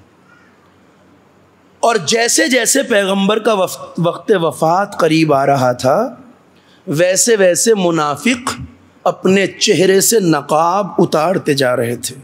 کمال یہ ہے, آسان بات نہیں ہے کہ پیغمبر تبوک سے لوٹ رہے ہیں اور اصحاب رسول اللہ کا ایک گروہ اس درے میں جسے وادی عقبہ کہا جاتا ہے, عقبہ, اس میں پیغمبر کے اونٹ کو درے میں گرا دینا چاہتے ہیں. دیکھیں اس راستے سے ایک ایسا راستہ تھا پہاڑی کے اوپر جہاں ایک طرف پہاڑی ہوتی ایک طرف گہرا درہ, یہ وادی عقبہ اسی کو کہا جاتا ہے. منافقوں کا ایک ٹولہ پہاڑ کے اوپر بیٹھ گیا تاکہ رسول کی سواری جب یہاں سے گزرے تو اوپر سے بس کچھ پتھروں کو رڑکا دیں اور اتنی گھن گرج ہو کہ پیغمبر جس اونٹ پر بیٹھے ہیں وہ الف کے پیغمبر کو ساتھ لے کے کھائی میں گر جائے. رسول کے قتل کا منصوبہ بنایا اصحاب نے, اصحاب رسول اللہ جو منافقوں کا ٹولہ ہے انہوں نے بنایا. جب پیغمبر کی سواری اس جگہ پہنچی تو آگے آگے پیغمبر کے اونٹ کی مہار ہے ایک صحابی کے ہاتھ میں اور پیچھے سے ہکانے والے ہیں جناب ابو ذر غفاری. ان دو اصحاب نے بھی یہ منظر دیکھا. اللہ نے اپنے رسول کو آگاہ کر دیا منصوبے سے. ایک بجلی کاندھی, رات اتنی سیاہ تھی کہ ان سیاہ چہرے والوں نے چہرے ڈھکنا بھی ضروری نہیں سمجھا تھا. اتنا اندھیرا تھا اس رات, چہرے بے نقاب تھے. جب بجلی چمکی تو سب کے چہرے رسول اللہ نے صاف دیکھے، اور ان چہروں کو پیغمبر نے پہچان لیا۔ پیغمبر چونکہ پیغمبر رحمت تھے، اس لیے آپ نے ان کے نام امت کو نہیں بتائے۔ یہ صحابی رسول جو آگے آگے ہیں، انہیں پیغمبر نے ایک لسٹ بنوائی ان ناموں کی جو اس رات اس وادی میں بیٹھے تھے، سب کے ناموں کی لسٹ پیغمبر نے بنوائی۔ اچھا، ہمارے یہاں یہ نام ہمارے یہاں ملتے ہیں، پیغمبر نے اس صحابی سے کہا تھا کہ کسی کو ان ناموں سے واقف اور آگاہ نہ کرنا، بتانا نہیں کون سے نام ہیں۔ پھر ہمارے یہاں کیسے یہ آئے نام؟ ہم سب کو جانتے ہیں نام بنام، امت نہیں جانتی، کیونکہ ہمارے یہاں ایک کتاب ہے، کتاب قیس ابن ہلالی، قیس ہلالی کی جو کتاب، سلیم ابن قیس ہلالی کی کتاب ہے۔ صلوات پڑھیے بر محمد والے تاکید ہے ائمہ کی، یہ کتاب جزو اسرار آل محمد ہے۔ شیعوں کے گھر میں امانت کے طور پہ یہ کتاب ہونا چاہیے۔ اس کتاب میں ان سب کے نام ہیں۔ اچھا صاحب، اب آپ دیکھیے کہ پیغمبر نے لسٹ بنوائی تھی صحابی کو، اس سے کہا تھا کسی سے نہ بتانا۔ ہماری کتاب میں جو یہ نام آئے ہیں، یہ کس نے بتائے ہیں؟ یہ بتائے ہیں حضرت جناب ابو ذر غفاری نے۔ ابو ذر غفاری سے راوی نے سوال کیا، اے ابو ذر، یہ نام جو رسول اللہ نے چھپانے کو کہا تھا، آپ کیوں بتا رہے ہیں؟ کہ چھپانے کو رسول اللہ نے ان سے کہا تھا جنہیں فہرست دی تھی، مجھ سے نہیں کہا تھا۔ اس لیے ہمارے یہاں اس کتاب اسرار آل محمد میں یہ نام موجود ہیں۔ لیکن آپ کو میں سراغ دیتا ہوں ان ناموں میں کس کس کا نام شامل تھا۔ سراغ دوں آپ کو؟ روایت کہتی ہے کہ جس صحابی کے پاس لسٹ تھی، اس صحابی سے جب بھی وہ لمبے قد والے ملا کرتے تھے، لمبے قد والا رسول اللہ کا وہ صحابی جب بھی ان سے ملتا تھا، انہیں کونے میں لے جاتا تھا اور پوچھتا تھا، یہ بتاؤ اس لسٹ میں میرا نام تو نہیں ہے؟ اسے کہتے ہیں چور کی داڑھی میں تنکا۔ اگر نام نہیں تھا تو پوچھنے کی ضرورت کیا تھی؟ ایک صلوات پڑھیے بر محمد وآل محمد۔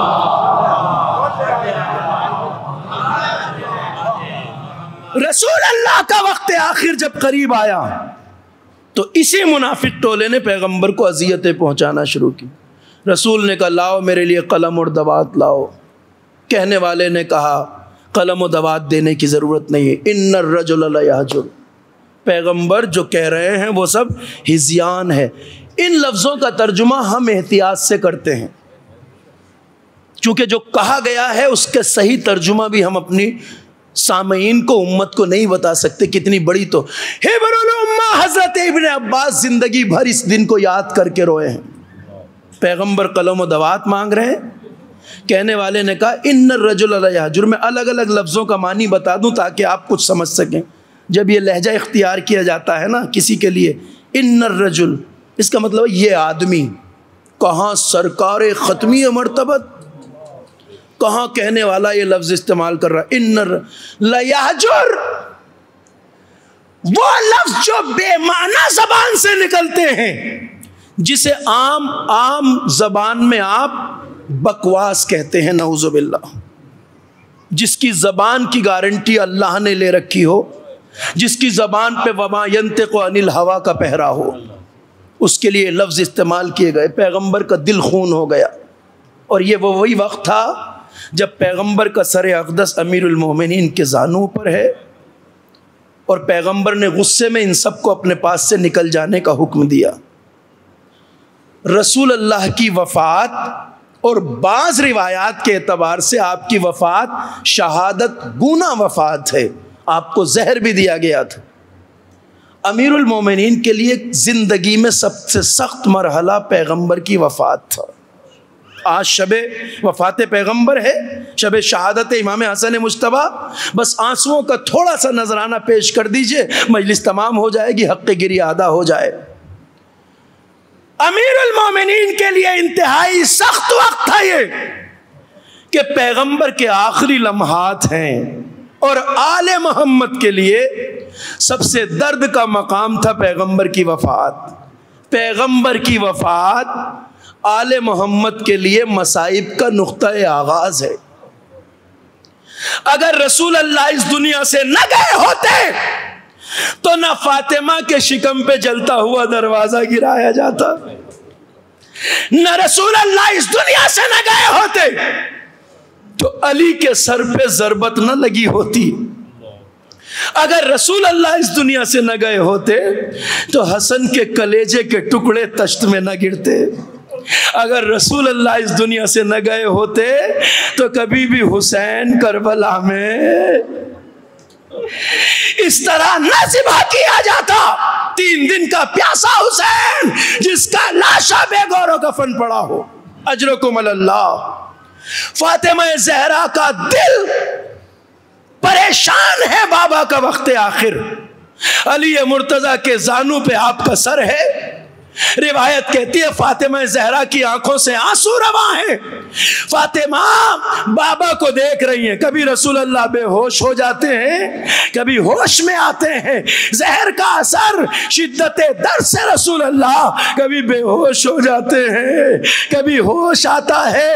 فاطمہ زہرا سے یہ منظر نہیں دیکھا جاتا، فاطمہ تڑپ کے روتی ہے، رسول اپنے قریب بلاتے ہیں، فاطمہ کو سینے سے لگاتے ہیں، کان میں کچھ کہتے ہیں، پہلے تو فاطمہ روتی ہیں، پھر چہرے پر اطمینان ظاہر ہوتا ہے۔ بعد میں پوچھا گیا بی بی رسول اللہ نے اس وقت کیا کہا تھا؟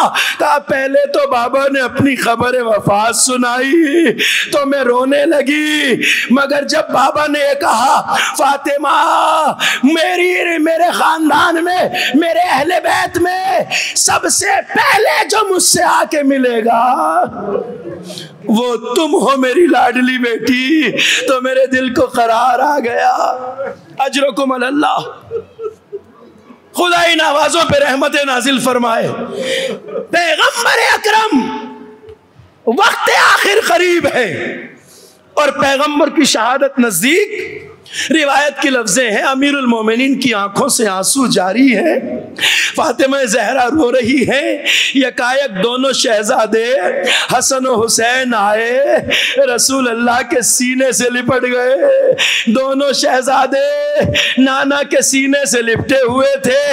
علی مرتضیٰ نے چاہا کہ پیغمبر کے سینے پہ بوجھ نہ پڑے، دونوں شہزادوں کو الگ کرنا چاہا، کہا علی رہنے دو، میرے شہزادوں کو میرے سینے سے الگ نہ کرو، اس لیے کہ یہ میری جان ہے، یہ میرے دونوں شہزادے، ان میں میری جان بستی ہے۔ میں کہوں گا یا رسول اللہ، جن شہزادوں کو آج سینے سے لگا رکھا ہے، کل یہ دن آئے گا ایک شہزادے کے جنازے پہ تیر برسیں گے، ایک شہزادے کا جنازہ خود تیروں پہ ہوگا۔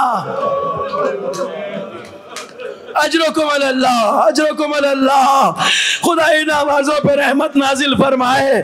مجھے نہیں پتا جب پیغمبر کی آنکھ بند ہوئی، آپ اس دنیا سے رخصت ہو گئے، فاطمہ زہرا کی دنیا تاریک ہو گئی۔ زہرا نے مرثیہ پڑھا، بابا آج سورج بے نور ہو گیا، آسمان سیاہ ہو گیا، بابا آپ کے فراق میں آپ کی لاڈلی اب جب تک زندہ رہے گی گریا کرتی رہے گی۔ اجرکم اللہ، یہ فاطمہ زہرا ہے جو بابا کے بعد روتی ہے۔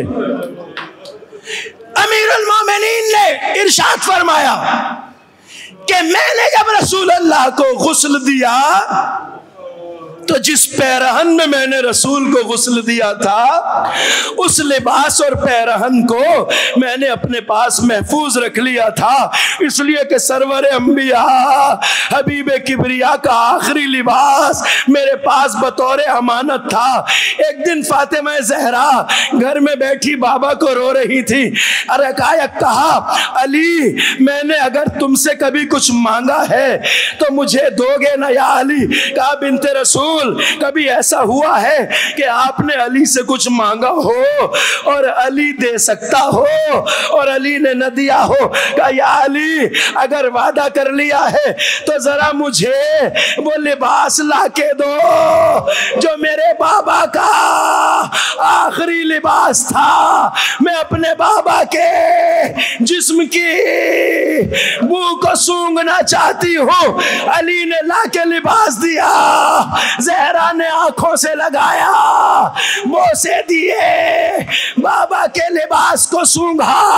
میں کہوں گا بی بی آج بابا کو کفن بھی دیا گیا، دفن بھی کیا گیا، جنازہ بھی اٹھا، مگر ہائے آپ کا لال حسین کل صحرائے کربلا نہ کوئی دفن کرنے والا، نہ کوئی لاشا اٹھانے والا، بے کفن لاشا زمین پر پڑا ہے، ہر طرف شور گریا، واہ محمدہ واہ علیہ، واہ محمدہ واہ علیہ۔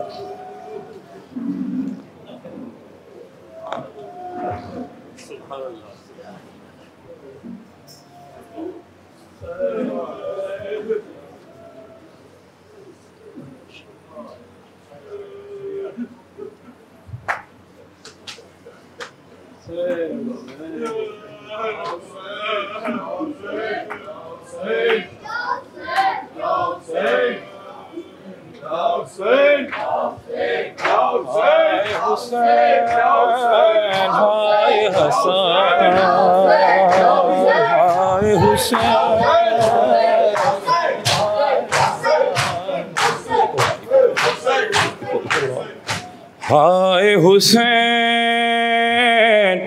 ہائے حسن، ہائے حسین ہائے حسن، ہائے حسین ہائے حسن، ہائے حسین ہائے حسن، ہائے حسین ہائے حسن، ہائے حسین ہائے حسن، ہائے حسین ہائے حسن، ہائے حسین ہائے حسن، ہائے حسین ہائے حسن۔ ایک کو دیا زہر دغا ایک رہا بے گور کفن، ایک کو دیا زہر دغا ایک رہا بے گور کفن، ہائے حسین ہائے مل کے، ہائے حسین ہائے حسن، ہائے حسین ہائے حسن۔ ایک کو دیا زہر دغا ایک رہا بے گور کفن، ایک کو دیا زہر دغا ایک رہا بے گور کفن، ہائے حسین ہائے حسن، ہائے حسین ہائے حسن۔ بعد رسول دو سرا فاطمہ پہ ظلم ہوا،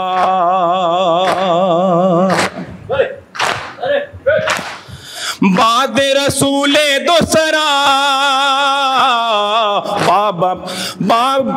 بعد رسول دو سرا فاطمہ پہ ظلم ہوا، بابا پہ رونے نہ دیا، باغ فدق چھین لیا۔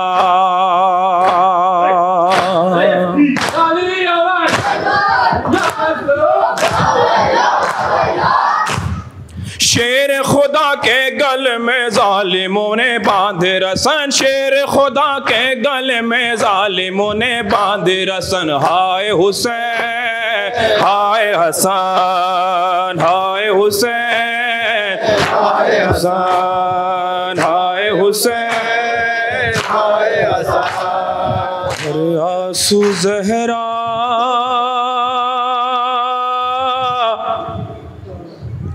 کی یتیمی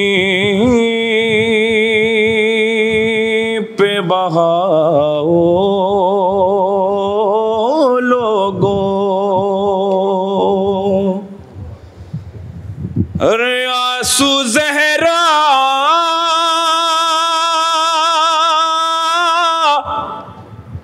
کی یتیمی پا بہاؤ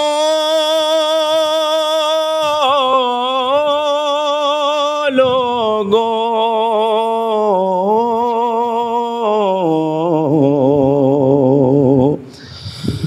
آؤ تابوت محمد کا اٹھاؤ لوگو، رے آنسو زہرا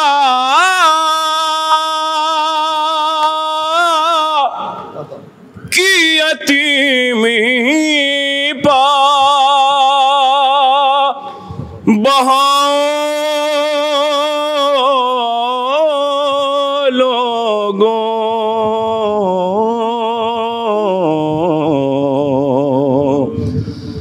آؤ تابوت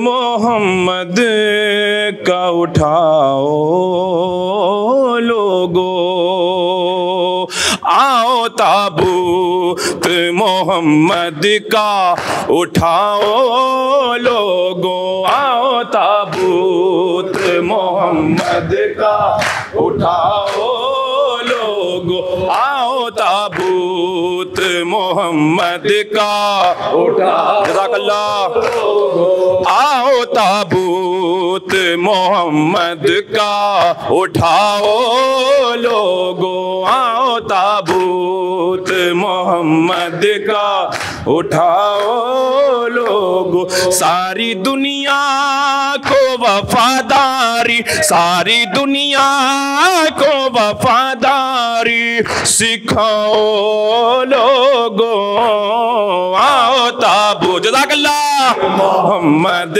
کا مل کے آؤ تابوت محمد کا اٹھاؤ لوگو، جس عقیدت سے باپا کہتے ہو میلاد نبی، جس عقیدت سے باپا کہتے ہو میلاد نبی، فرش غم ویسے محمد کا، فرش غم ایسے محمد کا بچھاؤ لوگو، آؤ تابوت محمد کا اٹھاؤ لوگو، آؤ تابوت محمد کا اٹھاؤ لوگو، آؤ تابوت محمد کا اٹھاؤ لوگو، گھر میں ہے فاطمہ زہرا کے اندھیرا چھایا، گھر میں ہے فاطمہ زہرا کے اندھیرا چھایا، آج کی رات چراغوں کو، آج کی رات چراغوں کو بچھاؤ لوگو، آؤ تابوت محمد کا اٹھاؤ لوگو، آؤ تابوت محمد کا اٹھاؤ لوگو، کھا کے پتھر بھی جو امت کو دعا دیتے رہے، کھا کے پتھر بھی جو امت کو دعا دیتے رہے، ایسے محسن کا نہ احسان، ایسے محسن کا نہ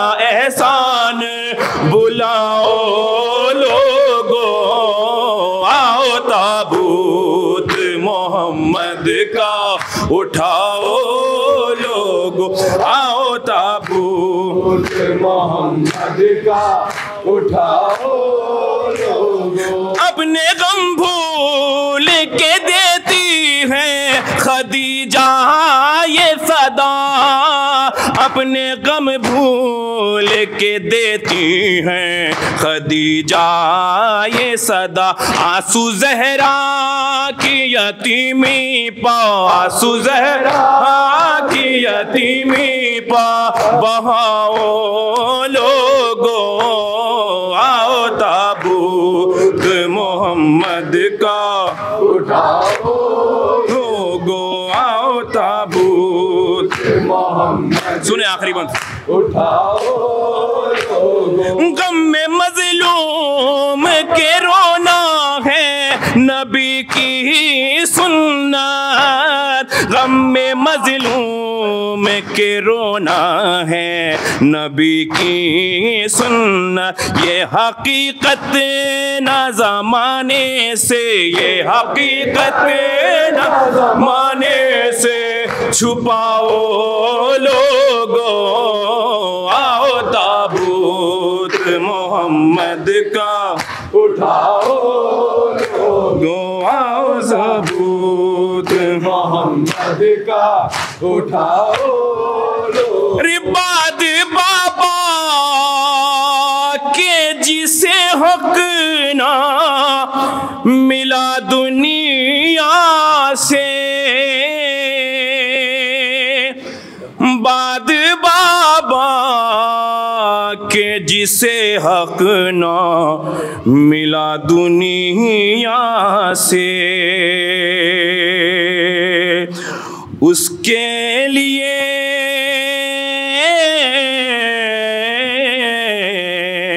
اس کے حق کے لیے آواز اٹھاؤ لوگو آؤ تابوت محمد کا اٹھاؤ لوگو۔ حسین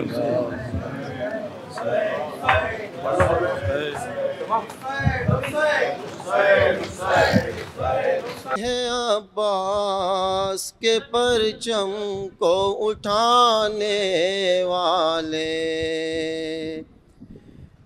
مجلس صبت پیمبر میں رلانے والے، ہل گئے خود ہمیں مقصد سے ہلانے والے،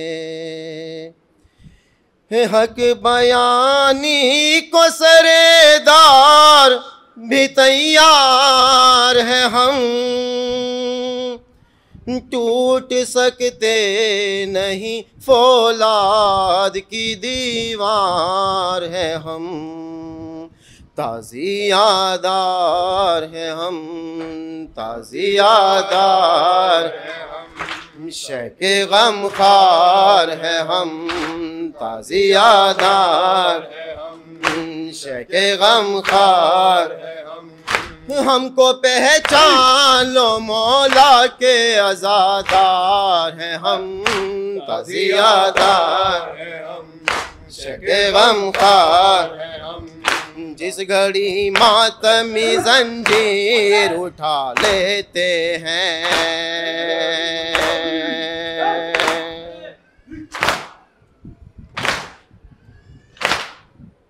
ہم لب فاطمہ زہرا سے دعا لیتے ہیں،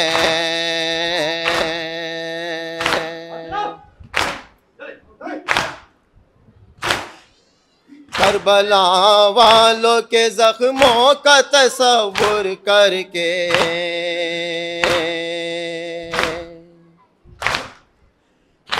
اپنے ہی خون میں ہم لوگ نہا لیتے ہیں.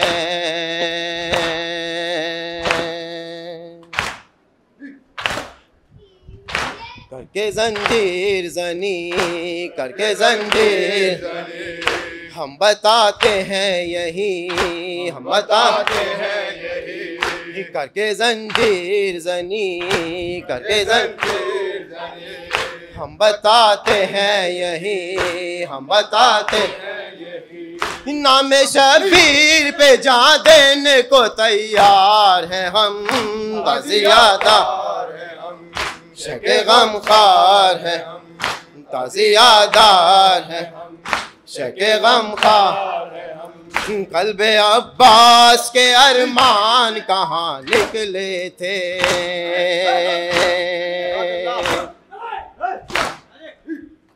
جذبہ نصرت شاہ شہداء باقی ہے.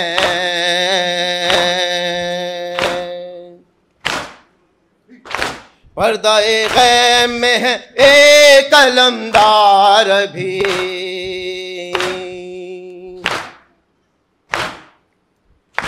ابھی عباس کے حصے کی وغا باقی ہے.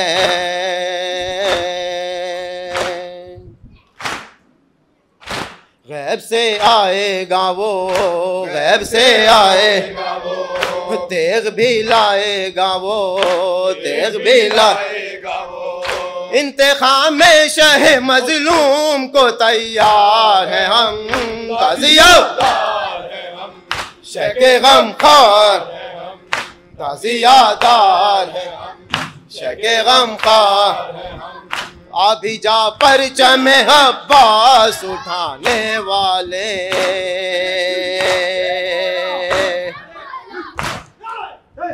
منتظر ہیں صف ماتم کے بچھانے والے.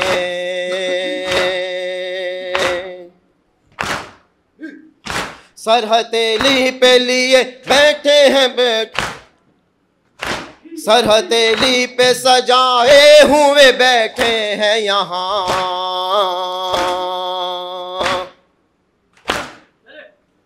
سب لہو تیرے پسینے پہ بہانے والے.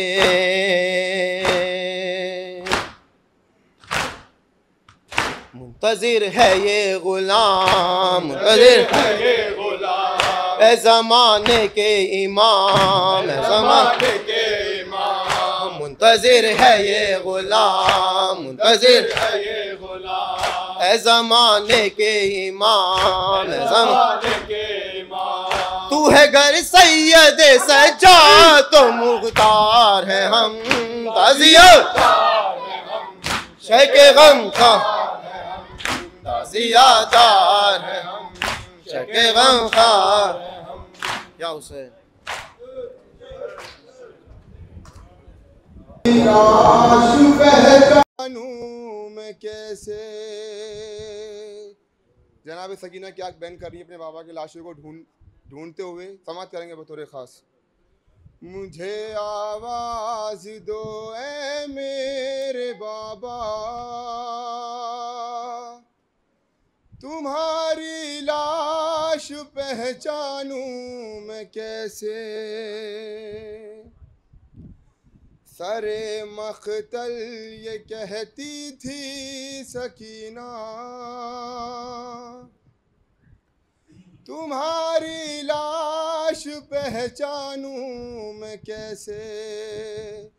مجھے آواز دو اے میرے بابا، تمہاری لاش پہچانوں میں کیسے.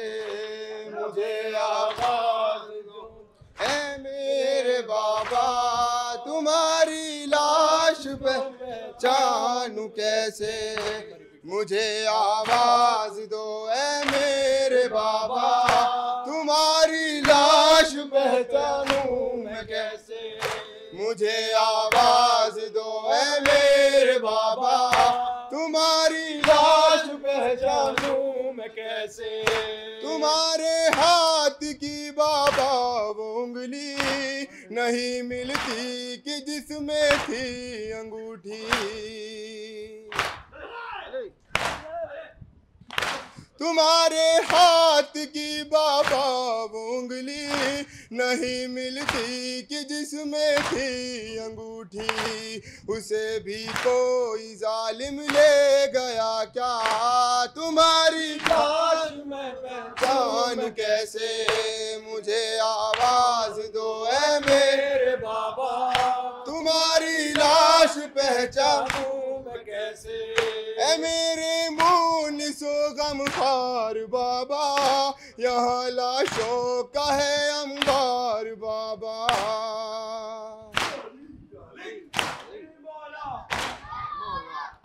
ऐ मेरे मुनिसो गमखार बाबा, यहाँ लाशों का है अंबार बाबा, कोई पहचान बतला दो खुदारा, तुम्हारी लाश पहचानूं मैं कैसे, मुझे आवाज दो ऐ मेरे बाबा, तुम्हारी लाश पहचानूं मैं कैसे, कोई सालिम बदन बाबा नहीं है, किसी पर भी कफन बाबा नहीं है,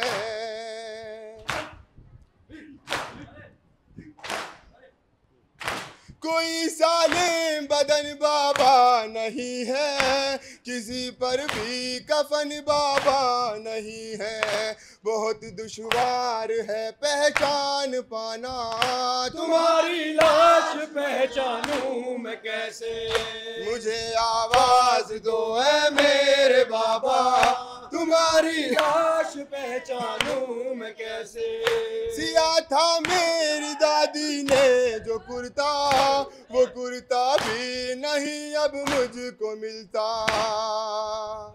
तसव्वुर करेंगे जरा, सिया था मेरी दादी ने जो कुर्ता, वो कुर्ता भी नहीं अब मुझको मिलता, नहीं मिलता मामा भी तुम्हारा, तुम्हारी लाश पहचानूं मैं कैसे, मुझे आवाज दो ऐ मेरे बाबा, तुम्हारी लाश पहचानूं मैं कैसे, तुम्हारा शिम्र के हाथों में सर है, और इस जालिम की अब मुझ पर नजर है,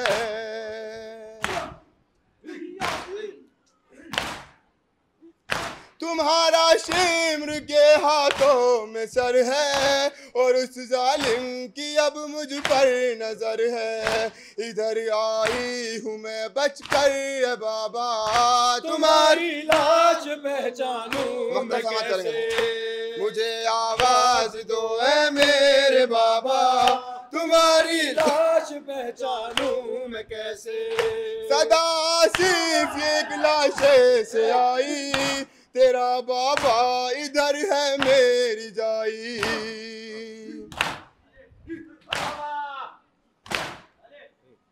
सदा सिर्फ एक लाशे से आई, तेरा बाबा इधर है मेरी जाई, सकीना मेरी बच्ची अब न कहना, तुम्हारी लाश पहचानूं मैं कैसे, मुझे आवाज दो ऐ मेरे बाबा, मातम हुसैन,